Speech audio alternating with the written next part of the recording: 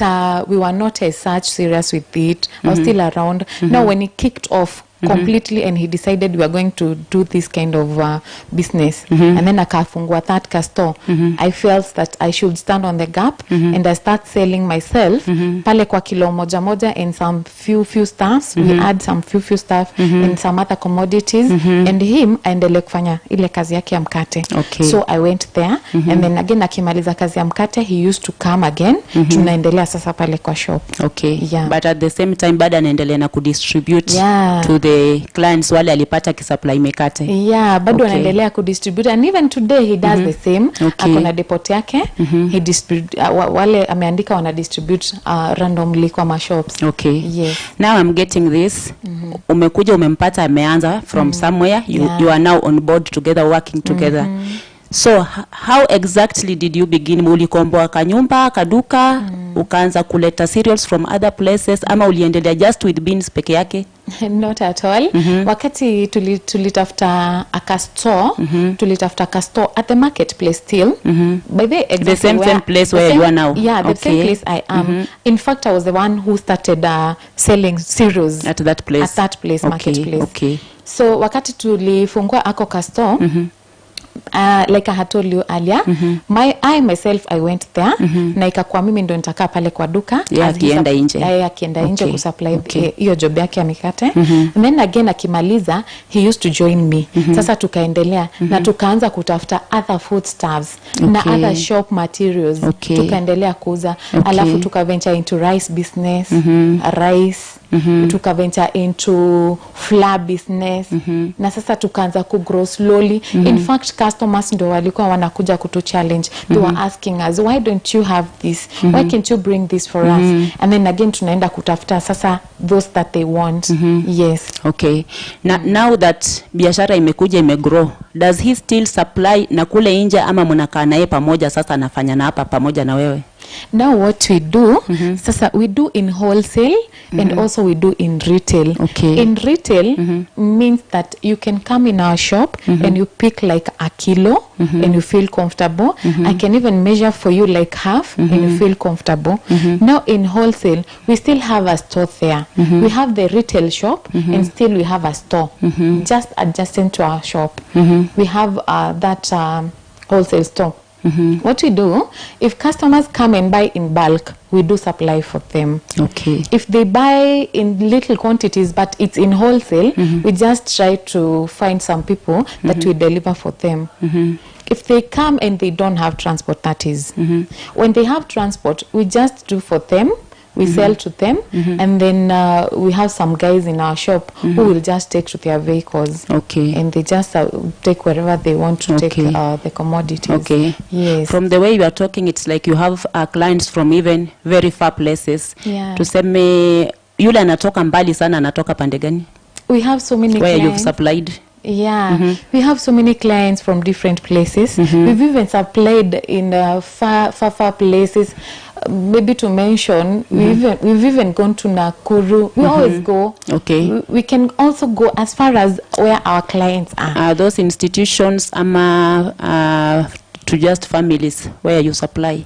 We do institutions and we also do families. For example, there are families who do occasions, big occasions, and probably they've hired our vehicles. We just transport for them because we come to a negotiation. If the place is so far and they feel comfortable, they can fuel our vehicles, we do that. And also, if they buy for us and we feel maybe the commodity can pay the fuel for us, we just take for them. And also, we do institutions. For example, we do tendering in schools and institutions like hospitals. We do tendering. If the clients come and buy for us, they don't have transport, we feel very comfortable to offer transport for them. We come to a negotiation. For example, if the commodity can't pay fuel, we just sit down and align things. We can agree on maybe they can chip in into fuel and see what we can do. We always take for them. In fact, I do tendering in schools like I have several primary and secondary schools that I do tender. Wow, that's good. We do tendering.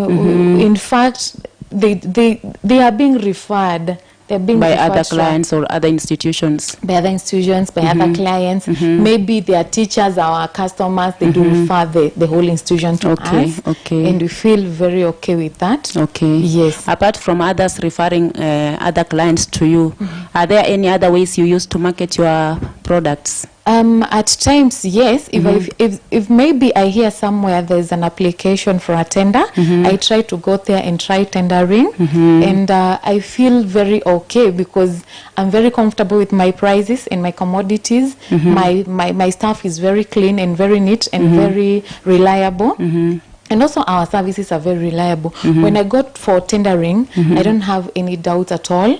So I go tender, and in most cases, I usually get those tenders. I also tender in hotels. Okay. I have several big hotels that I do supply, and I'm very okay with that. Okay. Yes. You mentioned somewhere about staff. And this being a big business, you do wholesale and retail. How many staff do you have so far? And so far, I have several staffs with me. Currently, inside my shop, I can't lack above, we are like 8. And also I rely with outside staffs because when the luggage comes, of course the vehicles, you need people to load and offload. Yes, I need those guys who offload, and I usually engage with them. I have so many people who we assist in this business. Okay. Yes. Are there any vacancies at the moment? Maybe someone is looking for a job. Okay. As we speak right now, I guess we are chromed. We don't have any vacancies. But in the meantime, we're still looking into other areas of expanding our business. Probably we can get, we will say when that time comes, we will need maybe people to employ. But at the moment, I don't think we have vacancies because my workers are very consistent and they try to fill the gaps. So at the moment, we are very comfortable. Okay. Yes. Now, apart from cereals, I understand that you also deal with other household goods. Let's say zile zinapatikana kwa maduka, kina mafuta ya kupika, toothpaste, what have you, every other thing. Where do you get your supplies from? To start with, you have that question about other commodities. Niko na vitu mingi sana. Vitu zenye zote zinatumika katika hali ya jikoni. Niko na everything. Okay. Tuseme like serviette, mafuta ya kupika, unga za ugali, unga za uji. Niko mpaka na toothpaste. Niko na tuseme duka yote iko. Duka yote at large iko. Okay. It's one stop shop. Ukikuja unataka vitu za nyumbani, you'll find them there. Okay. About you've asked me where you get your supplies from. I get them from reliable sources like the farmers, and we also have brokers uko kwa mashamba. Kama wakulima wameshindwa maybe kusupply, maybe they don't have the staffs, tuna engage na wale mabrokers, na lazima ukwe mtu una engage nao vizuri. Okay. So we rely with them in most cases. Okay. Nikitaka maybe for example something like yellow bean, una engage na ule broker, unajua atakutafutia clean food, na una try to engage na kurelate nao vizuri, because remember these people are the ones who are on the ground. You will never get there. Okay, even if you'll get there at that particular time, you'll be calling them because you're not going there. So you're going to relate with them and liaise with them to get you clean food and at good price.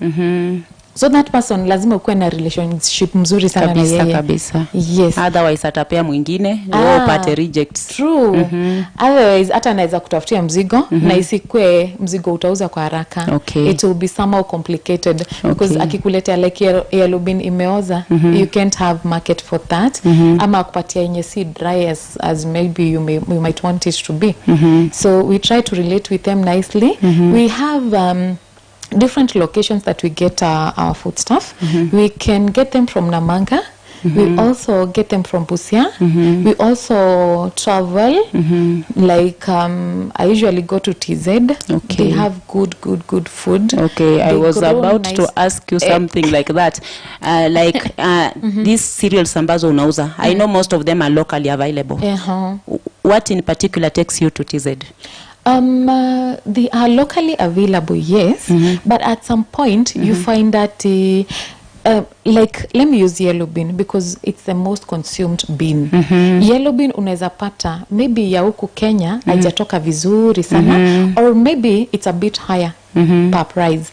Unapata you might feel comfortable kwenda TZ, utafute yellow bean yako na ikwe at a lower price, na ikwe more cleaner than maybe ya huku kwetu.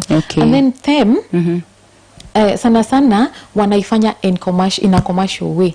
So when they do it commercially, they take a lot of care in growing their food. Wataifanya commercially and they will be very consistent on it and make it more better. Unaangalia quality, unaona quality yao ni mzuri. Wakisema yellow, unaona kabisa iko na the yellow color. Yes, the yellow color. And like ingine unaona iko na greenish hivi na kwa yellow but it's not yellow. Yes, very true. And then again, kununua mzigo pale, those guys, they're very nice. And again, watakusaidia kutafuta ile mzigo quality that you want. And then prices, you can never relate with our prices here. And watu ukirelate nao vizuri, they will engage with their farmers still. Watakudirect kwa the farmers. Ukipata good relation with them, you might find even wanakupatia mzigo. Those are brokers now? Those are brokers. And still kuna farmers still huko. Lakini farmers kama hawana hiyo chakula, you find yourself una rely na brokers when wako huko. It is very interesting because even those guys ukishikana nao vizuri, guys from Tanzania, they'll be bringing mzigo and you don't need to buy in cash. Watakuja wanakumwagia, you have an agreement, unalipa by when. They cater for transport too, ama ni wewe unalipa or you have an agreement. What there is, kama umewanunulia mzigo, they just deliver for you. They've done their calculations. They just bring the luggage for you. The only good thing that you don't have to fail them. You have to be consistent. If you're paying them, pay them on due time. Ndio hata ukihitaji mzigo ingine, it will be easy for you to get. Yes. So mimi nikitaka kwenda TZ, are you willing to hook me na hao brokers? Niende na wao wanionyeshe the farmers so that na mimi niweke cereal kama hiyo ya kuuza vitu safi safi. Millie, I'm just telling you, like even today ukaniambia we are coming from this show, tomorrow we go to Tanzania, I'll just take you.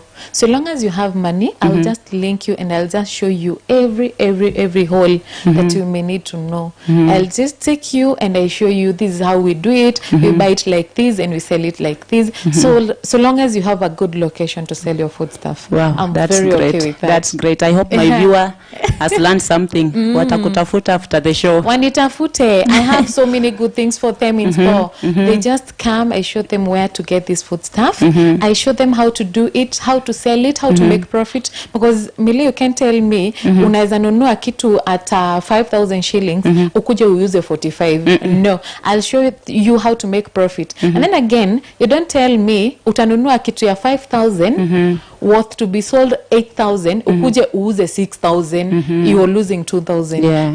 I'm very comfortable. I'll just show them, let them come. I show them where I get my food stuff. Or they just come because I also do in wholesale. I can just sell to them and they'll be free and they'll make profit when they go to sell to other places. Yes. What varieties of cereals do you have currently? I know kama ni beans, there are various varieties. Kuna yellow beans, kuna several. Kuna many. I can't even exhaust. Of course, I'll highlight the major ones. We have the yellow bean. Hiyo kwanza nimesema leo. Kwa hii show nimesema yellow bean. Hiyo umesema sana. Because it doesn't have gas. And so many people prefer yellow bean to make stews, to make githeri, and such kind of stuff. We also have butter bean. It's the big bean. Watu wanaita noe. Ile ya white. Kuna ya white, kuna ya black. Kuna this big beans. That bean is very nice. We also have kamande. We have mbazi. We have mwitemania, rose cocoa.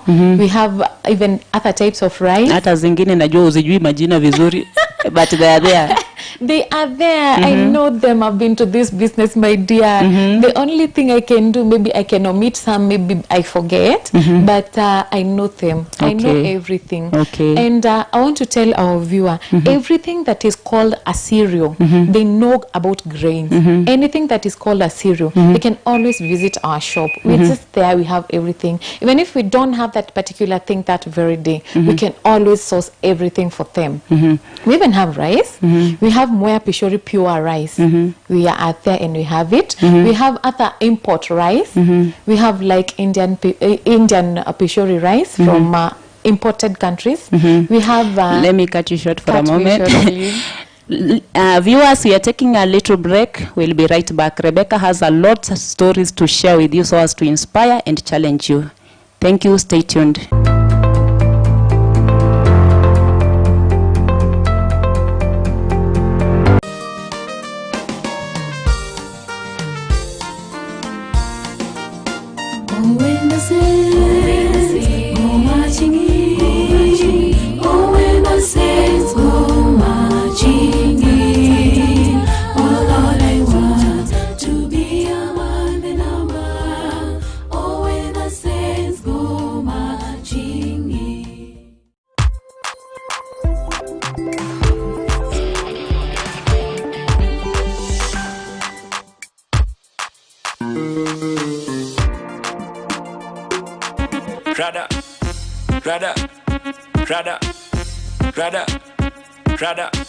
What's up, guys? This has been Gospel Billboard Show. So guys, we thank you so much for the love that you've been showing us.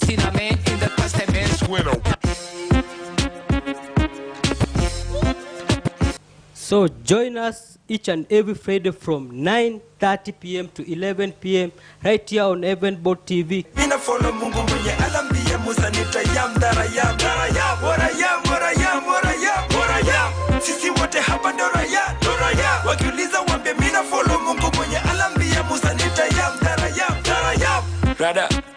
I'll be your DJ, the mix champion DJ Dimwas. Keep it here, keep it low. I'll see you. And I'll be your co-host, Mary Minor. And I'll be your host, Kangwana Oyaro.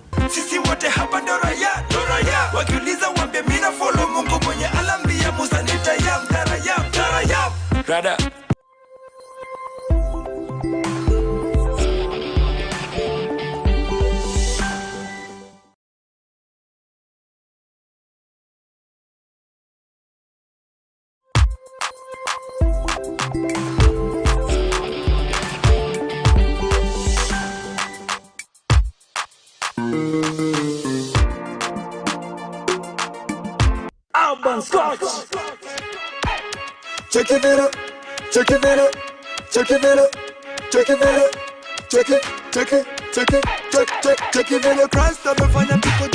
Check it out, Christ, I'm a fan of people.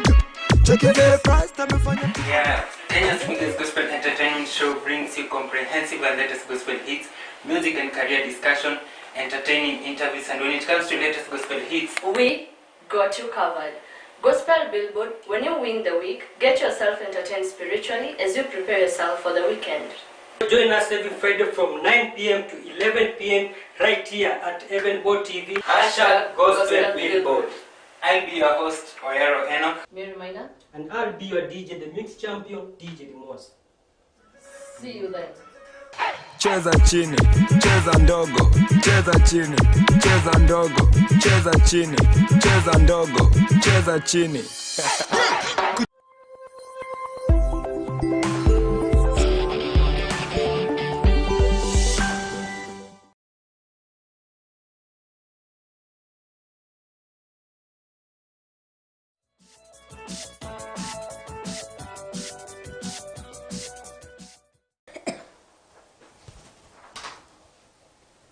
Every day, a life is lost as a result of one disease or another.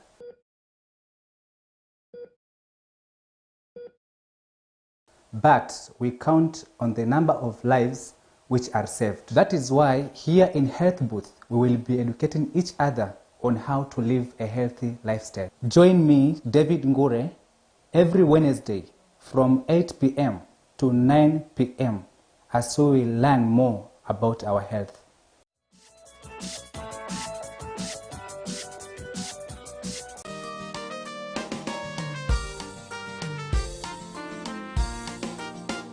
Oh, when the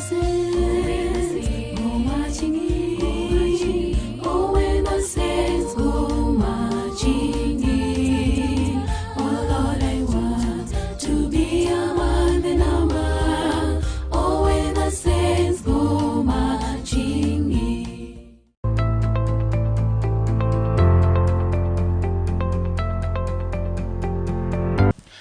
Welcome back, my viewer, and thank you so much for staying tuned and keeping it Heavenbound TV.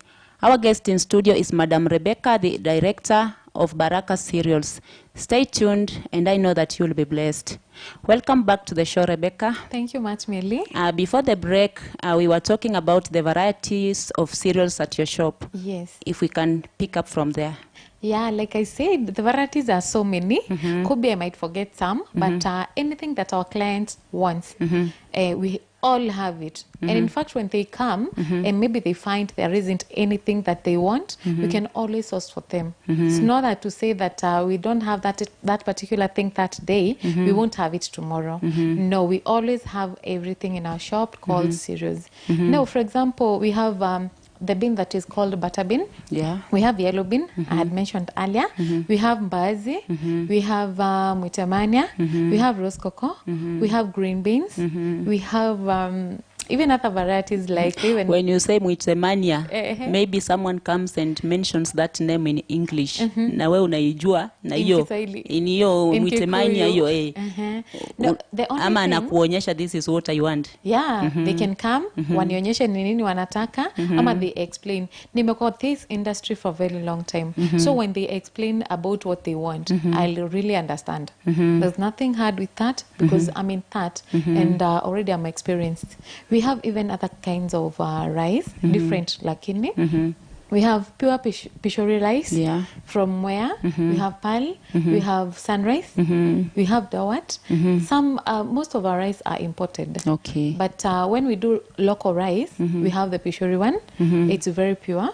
We also have this from Tanzania. It's called Moshi. Okay. It's also pure Moshi from Tanzania. It's Pishori. We have so many varieties I haven't mentioned. We have high quality rice and low quality. Kulingana na mfuko yako na kulingana what purpose, because other people buy to go and cook for functions maybe. Yes, and also to go to cook for their pets like dogs like that. Okay. Now. Okay. Yes. Easy high quality rice. Like which ones would you recommend to your customers? Maybe wako na pesa but they do not know ya kwamba this is the best. Okay. I would recommend to support our locals. The pure Pishori rice, it's very, very nice. That's from where? It's from where? It's the best at the market right now? It is the best. Okay. I would suggest that. But also, you might find people don't like sorting. Because, of course, when you buy Pishori, you're going to sort it out. Yeah. Because at some point, you might find it has some particles. Yeah. Also, they prefer this imported rice, the one without sorting. It's called Dawat, Sunrise. You also have those ones? We also have You that. import them yourself? We import, yes. Okay. In fact, we take them from the port, the Mombasa port. Okay. It's being ferried until it reaches our stores. Okay. Yeah, in regard to that, we also do wholesale in rice. We do in 25 kgs per package in wholesale. We also do in kilos. It will depend how much kilos you want, and we usually adjust prices. It's Okay. not, you're coming to buy, and then again you're buying in bulk, and we do in retail. No, we usually do in wholesale and retail. In retail. So if I want maybe rice, how much kgs will give me that chance of paying like a wholesaler, even if I'm going to use in my own house? It always depends. Like in Pishori, we always do in kilos. Kilos. We count in kilos. Okay. Wholesale inaanzia from kilo ngapi? Maximum of 15 kgs. 15 kgs. And above, Okay. we can always do in wholesale. And for the rest of the imported rice, it usually comes with a package of 25 kilos. Okay. So that bag of 25 kilos, we do in wholesale. Okay. Different prices. Okay. Yes. That's good. You've mentioned about sourcing your cereals from different places. You pick some from the port at Mombasa. Yes. Maybe if you can talk about some of the products that you get from outside the country. Some of the products are like yellow beans and even jahe and that rice, of course. Those are the major products that we import from outside. Okay. Outside meaning which country in particular? Tanzania in particular. We do import the grains from there. Okay. And let me say those guys are very, very okay. You already have brokers there, or you go directly to the farmers? Sometimes we go direct to farmers, and at times we rely with the brokers, and we find it very okay relying with brokers. Okay. Because brokers will ease your work as I don't know how, because you don't need to go all the way to the farmer, and maybe you're going to save just 100 shillings, and maybe this 100 shillings is the one that the broker will maybe take. Yeah. So you find it's okay. You won't lose a lot of time, a lot of energy going to the shamba, and the broker is here. He's also human. Okay. Yeah. That's good. Yeah. Now let's talk about something else. Mention some of the challenges that you've encountered in your line of business. Challenges are family. Like I told you earlier, I wear a lot of crowns. I'm a host. I'm a mother. I'm in church. I'm at work. I'm traveling. I have so many crowns. Time is not on my side. I might find myself maybe sleeping very exhausted, or at some times referring to some other people maybe to assist me in some things, and time is not on my side. Talking about time, maybe if you can talk about at what time in particular does your day begin, from waking up until you go to bed? I'm an early riser. Let me say I usually wake up very early. By 5, we are always awake, me and my husband. And before I go, I make sure everything is well. I have kids. I prepare them and I make them breakfast. And I arrange the day, how the day will flow in regard to them. And by then, my husband will have left for work. Okay. He go opens. In fact, by 6, we are always open at our shop. Okay. And closing, we close at around 7:30. Okay. So by 7, you will always find us there. Okay. Yes. So by 7:30, you walk together home. We walk together home, or maybe he's left winding up things, and I come before, because you remember as a mother, you really have to be home early. Yeah. Yes, yes. Okay. I come before, he's left, he comes later. Okay. Yeah. Talking about your husband, I understand that you work together at the same shop. How is it working together with your spouse? Working together with my husband has been a priority. Okay. In fact, I would like to thank him wherever he is. My darling, feel very much thanked, because he has been a very, very supportive person in my life. Wow. He is my supporting system. As we speak, he's the one who has been in work, and all the way, he has been very, very supportive. He introduced me in this business, and also he made me learn how to relate with customers. Okay. He has been very supportive in wisdom-wise. I can't even complain. Okay. Yes. Apart from the support that he's given you, maybe with ideas and showing you how to relate with clients, is there any other sort of support he's given you, maybe financial or any other thing? Financial support, he doesn't relent. Of course, anything that is his is mine. We always relate in the right way. We sit down, we align things, we arrange, and of course, some things need a lot of money. We sit down, align, and organize. Okay. And he's so easy. Okay. Yes. Back to other challenges now. You've mentioned about time. What other challenges have you encountered? Other challenges are like workers. Okay. Maybe at some point you may feel that you have a lot of work and you really need to add some workers. And the situation we're living in right now, it's very unpredictable. You're not sure when customers will come. You're not even sure about even days. Before, we used to maybe predict on Saturdays. People used to come very much to our shop. Because on Saturdays, most people are not working. Nowadays, you find even people, because they're working from home, they might flock even on a Tuesday. Yeah. Now, you are unable to predict. No, that particular day they flock, there's a challenge of workers. Okay. Because we find ourselves that... and there are so many youths out here looking for jobs. Why can't you just take one on board? Or it's very challenging maybe to keep the person and tell her tomorrow there is no work, don't come. That's it. Of course, you can't pick someone because that particular day kumekuwa na job. Okay. Because you don't know about tomorrow. Na watu wa mkono. We are just there waiting for customers. So hakuna vile unaweza chukua mtu leo juu mmekuwa busy na haujui kesho venye kutakuwa. And most days we're just there. Okay, we are selling, yes, but we are just there. Okay. Because hakuna kazi mingi. So hiyo time tumepata kazi mingi, we try to handle it. Okay. We try to handle as much as we can. We get exhausted, yes, but we try. Okay. If it goes overboard, we try to hire some guys from, because because kuna Just watu for one wako day. experienced. Okay. We try to hire per day, that is, until maybe tumalizie. Okay. Yeah. So far, how many staff do you have? As we speak right now, we are 8, and we hire from outside, like tukileta mzigo, there's these guys who Wao wa kubeba. Wao wa kubeba na kushukisha. Still are my staffs too, because they rely on me still. Niko na wengi. Let me say in general, niko na wengi sana. I can't even count them, because all those, na kuna hata watu wanapanga mpaka store zangu, still hata hao pia, they are my workers. Yes. And you have some ambao maybe wana kama guards mchana hata usiku? Okay, yes, we have guards at night, but they don't necessarily watch my premises. Okay. No, they They are just watch there the whole randomly, area. the whole market, the whole area. But myself, I have cameras. I have put cameras all over, and I believe that's enough security for me. Okay. And even God, God is my security. I trust in God in everything. Yes. Okay. Talking about God, has your trust in God impacted your business in any way?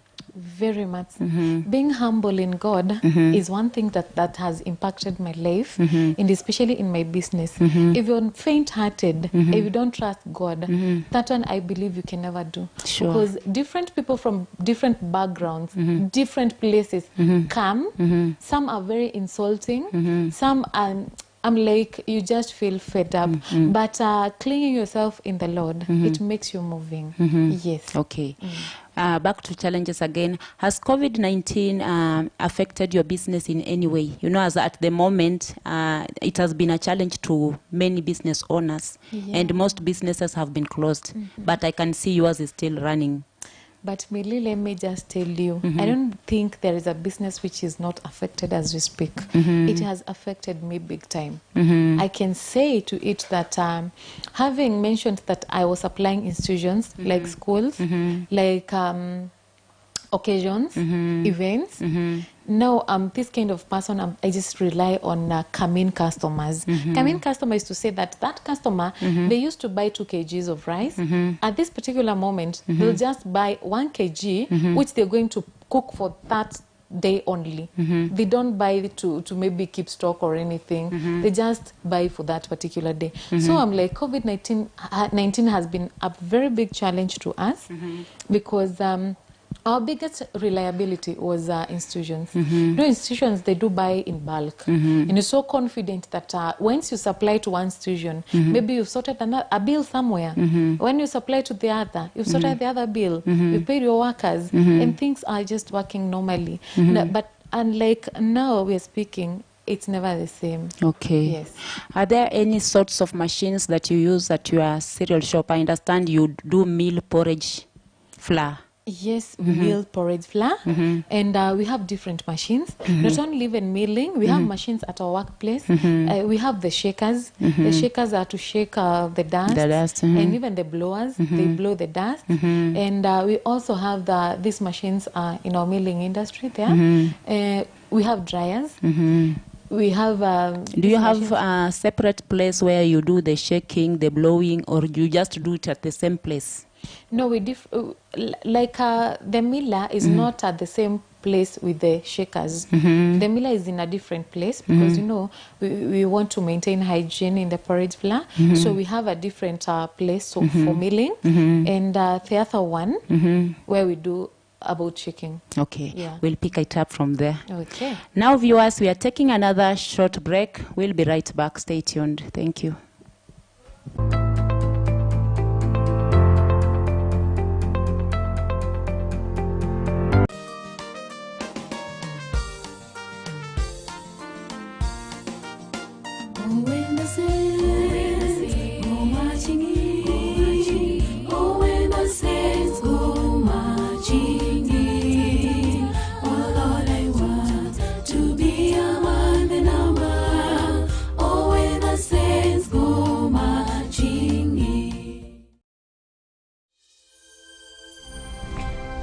Decades ago, we started In Touch Ministries to lead people worldwide into a growing relationship with Jesus Christ.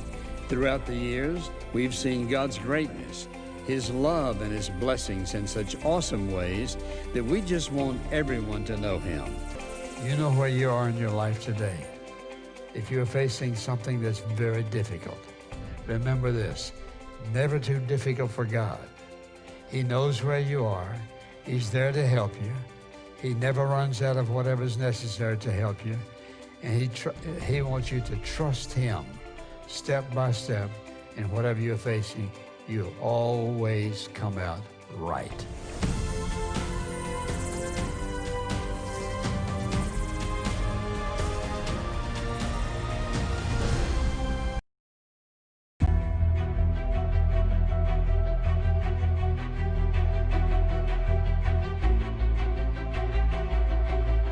Tangu mwishoni mwa mwaka jana, homa ya virusi vya corona yaani COVID-19 imeibuka kuwa tisho kubwa la kiafya. Maambukizi ya homa hii yameenea ulimwenguni kote, wala hakuna aliye salama. Serikali kupitia idara ya afya imeweka mikakati miongoni mwao ikiwa uchunguzi wa homa ya corona miongoni mwa wasafiri katika mipaka yake yote kote nchini.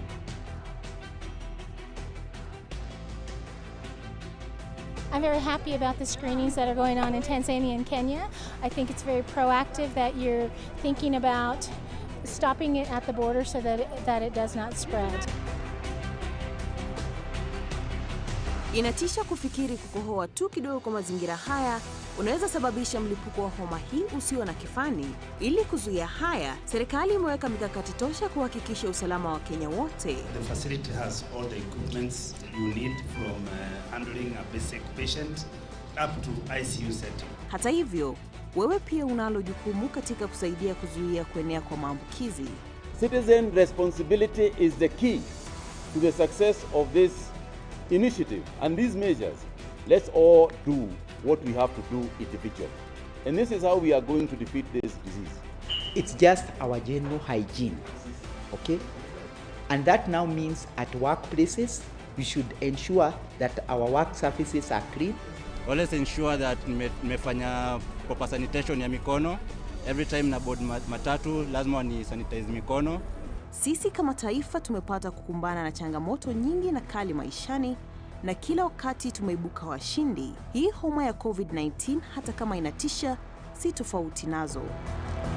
Komesha corona, zingatia maagizo kutoka Wizara ya Afya. Nawa mikono jinsi inavyostahili.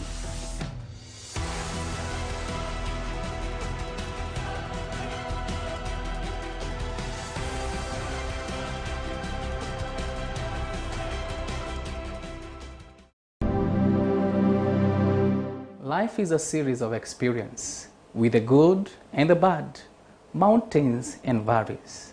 And in all our experiences, we need the Word of God. Life in the Word is a program that is derived to encourage you to study the Word of God, that you may be able to interact with the Word of God, and that it may help you grow spiritually. And so every Saturday evening from 8 p.m. to 8:30, tune in for Life in the Word, and you shall be encouraged. God bless you.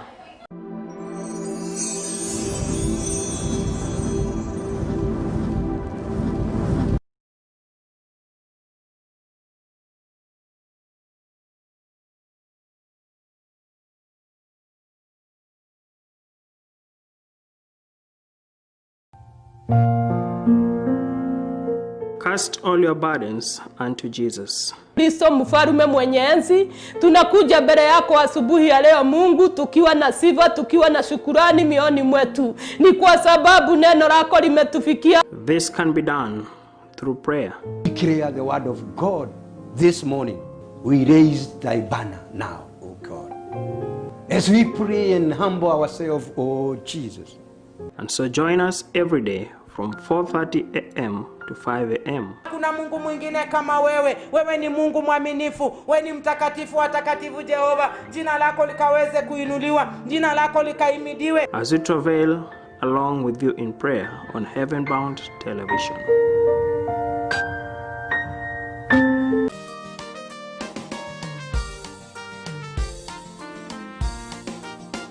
Oh, when the saints go marching in, oh,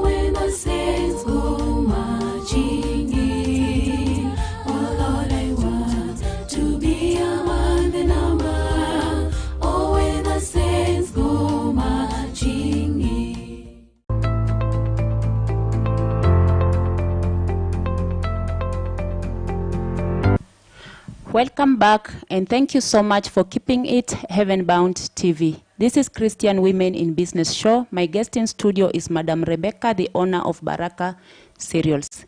Let us watch a short clip of Rebecca at work.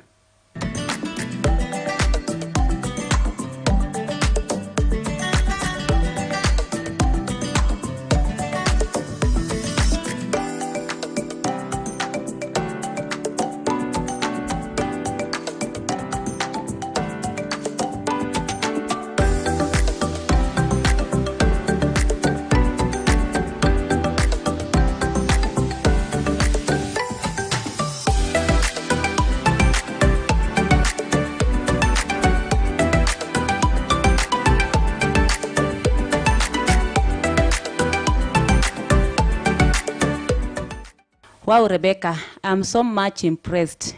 Where did you get the idea of how you display your cereals at your shop? Thank you. Because I can see they are well organized, the staff are ever busy, the labeling is perfect, everything is perfect, looks good. Hey, thank you very much, Millie. It's not that it's a qualification, not at all. In fact, just ideas. When you're just working and you're passionate about your work, ideas flow in your mind without control. Just ideas and neatness. It's all about you. Hygiene is all about you. And we usually try to imagine if it's us who are buying that food to go and consume in our homes. Sure. We automatically need clean things. Clean equipment, clean everything, clean. And remember, our shop is all about food. Sure. Food should be clean, generally clean. So the first appearance, when the customer comes, arrangement. I've even seen a label, do not touch.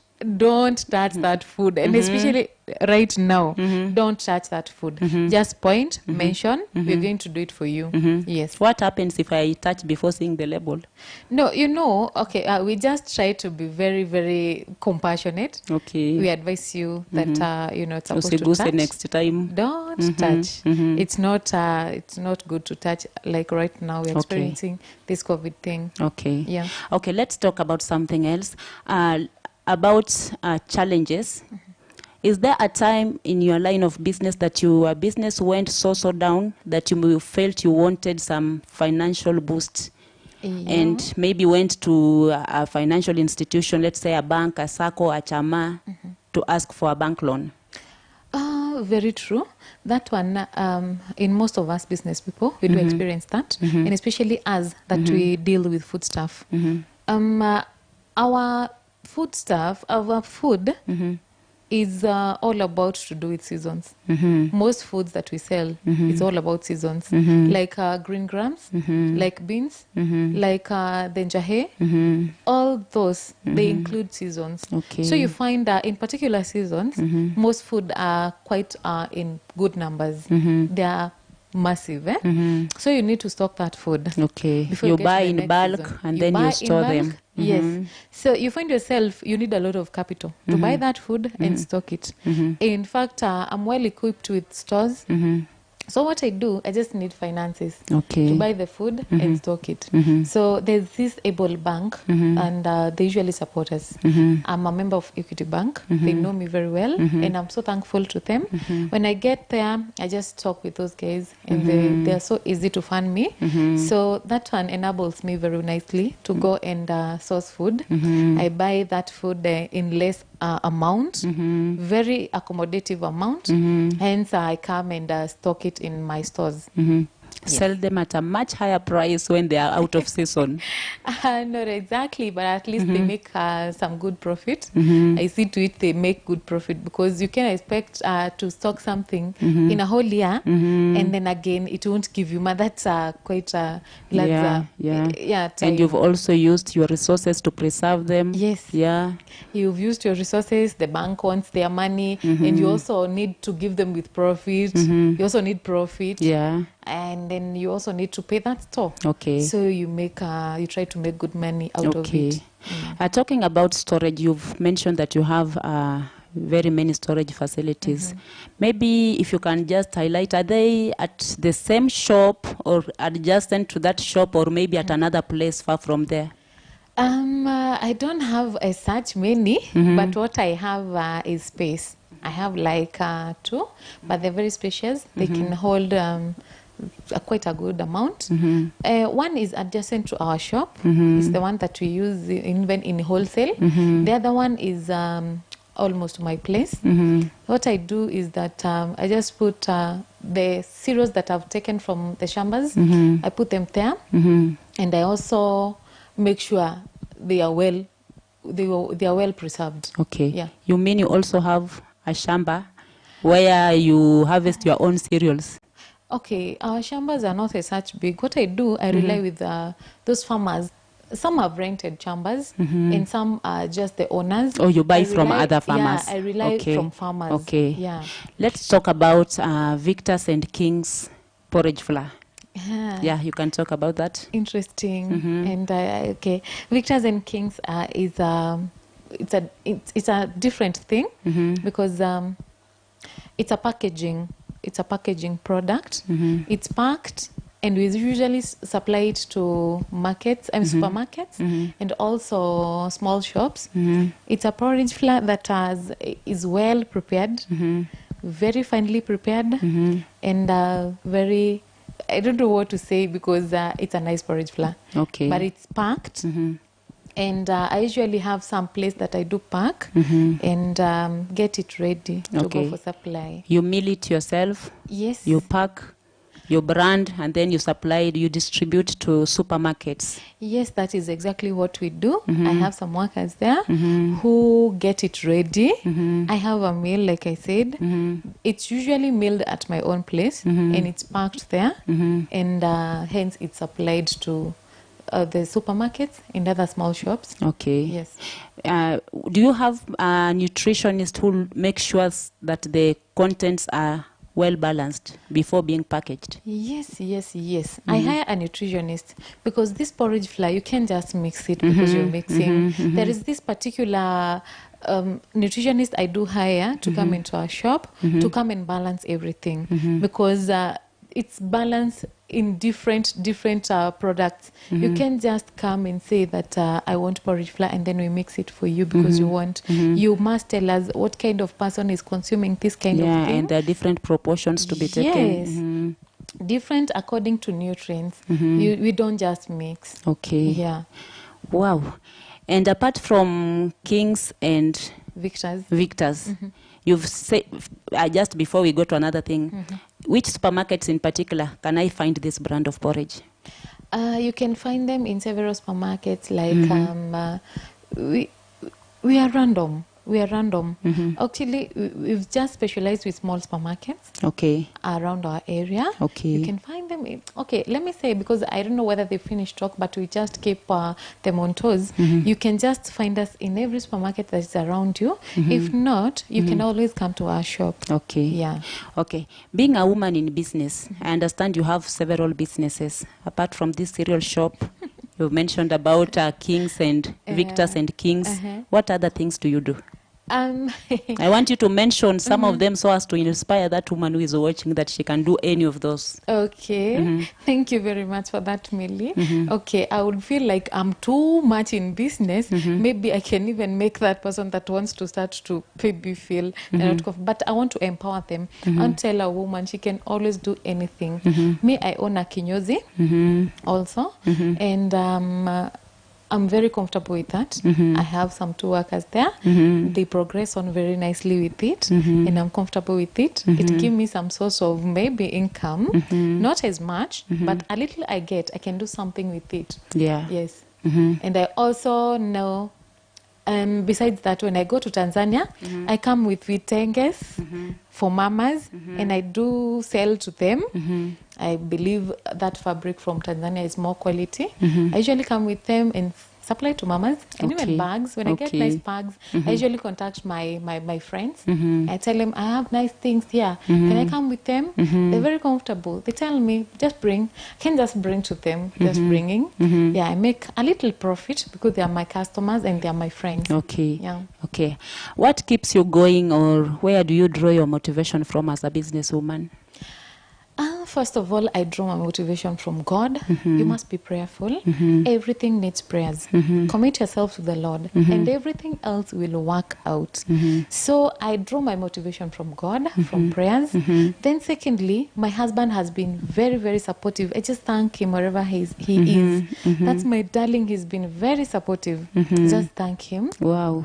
Now again, even my family has been very supportive. My children, my mom. My mom, by the way, she's my mentor. She's my mentor. And also I have a sister who is not around.